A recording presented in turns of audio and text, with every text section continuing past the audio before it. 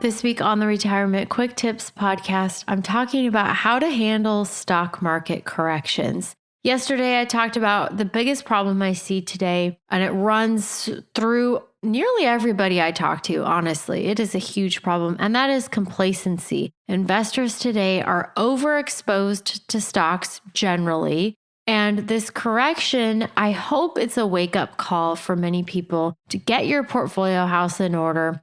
We've had 2 very strong years of growth, 2 years of very strong growth, I should say. But even if you go back further, we've had tremendous growth pretty consistently since we came out of the global financial crisis in 2009. So, we're running on fumes at this point. So, we've had 15 plus years now of pretty strong growth in the markets, not a lot of volatility. And it's been more than 15 years since we came out of that last major recession. The next recession is coming.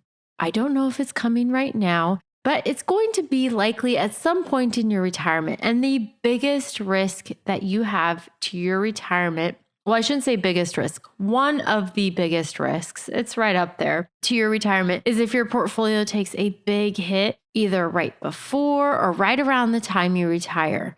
Usually in the first couple of years of retirement, it's really unfortunate because it's just a timing issue. If you just happen to time it poorly, if you retired in 2007, right before everything hit the fan, you couldn't have done anything about that.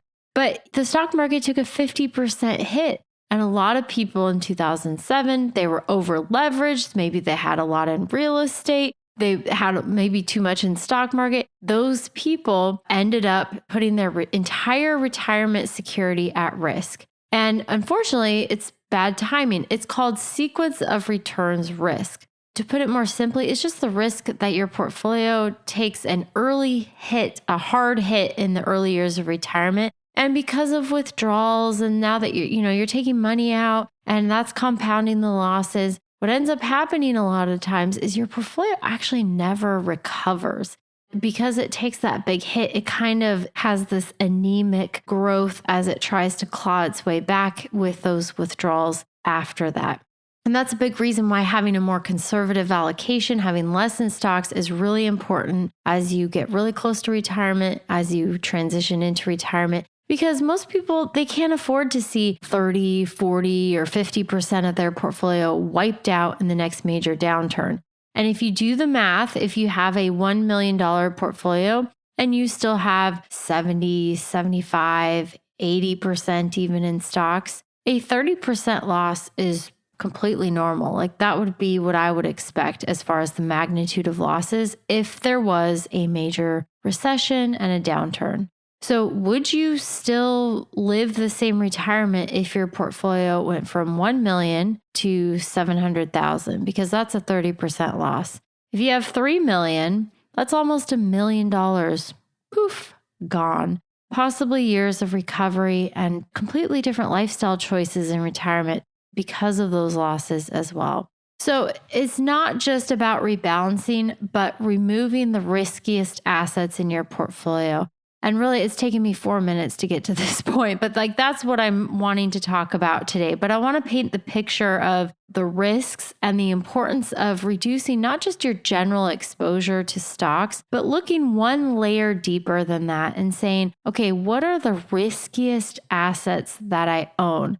If you have larger concentrations in some of the biggest tech names, if you own Bitcoin, high yield bonds, more speculative stocks, small and mid-cap growth stocks, especially international emerging market stocks. Okay, these are all areas that I would be more concerned about relative to other more conservative assets that you could be investing in. Now, I'm not saying sell all of these, but if you are over concentrated in these areas, they do have higher risk and the magnitude of losses tends to be higher. And right now, based on where the market is, these tend to be the first dominoes to fall. And we've already seen some big drops in some of these assets. You look at some of the big tech stocks, the darlings. I mean, just a few months ago, I should go back and find news headlines. People just talking about how these companies are just going to keep going up forever. Just keep going up.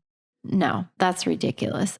The big tech stocks, they've taken a beating, and for good reason, because many of them are overvalued. All of their future growth prospects in AI are already priced into the stock and then some. Then you have a lot of smaller mid-cap stocks that are down a lot this year too. Look at Bitcoin. It went from like over $100,000 this time just a couple months ago in January. Fast forward 2 months, now it's at like 84,000 right now. Okay, that's a huge drop.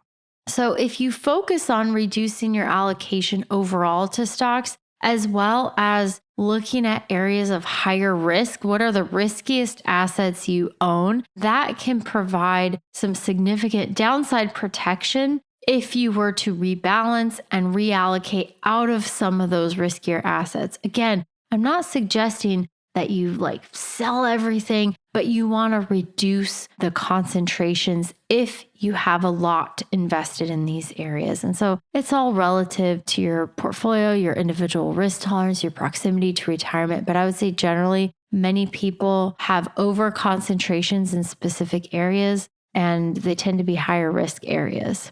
Now, I should stress, again, don't sell everything. That's not what I'm talking about. I'm talking about this in general terms, issues I see in the real world with how people are actually invested. And I see a lot of over concentrations. So focus on reducing your percentage in stocks if you're too high in stocks.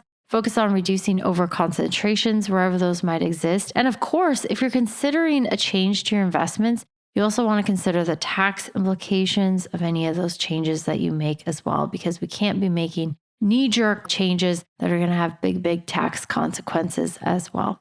All right, that's it for today. Thank you so much for listening. My name is Ashley Mitchikay, and this is the Retirement Quick Tips Podcast.